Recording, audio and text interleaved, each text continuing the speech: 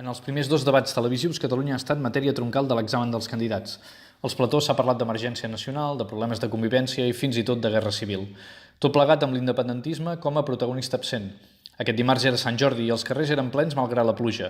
No es percebia a Barcelona la fractura que tant esbranda des de Madrid. Els debats electorals a Espanya han estat el mirall de la campanya, una campanya en la qual han sovintejat els missatges simplistes, també exagerats, impropis de qui hauria de perseguir solucions més que d'eixamplar els problemes. Els mals de la simplificació corquen la política, perquè guanya pes la confrontació i es redueix l'espai concedit a la resolució de les qüestions complexes. La política hauria de ser útil en la persecució d'escenaris d'entesa, cap tan difícil com la carpeta catalana. La dreta espanyola ha estat especialment bel·ligerant en la recepta que vol aplicar a Catalunya i en els candidats a l'esquerra s'ha observat incomoditat que genera el debat territorial.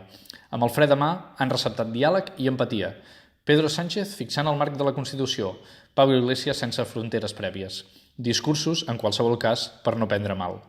Seria necessari exigir plantejaments constructius als partits espanyols i caldria reclamar també a l'independentisme un exercici més complex, l'anàlisi del terreny de joc sense el viatge de les emocions. La decent i imprescindible denúncia de la repressió hauria d'anar acompanyada de plantejaments amb més càrrega de profunditat que el simbolisme. En temps difícils també s'ha d'apel·lar a les idees.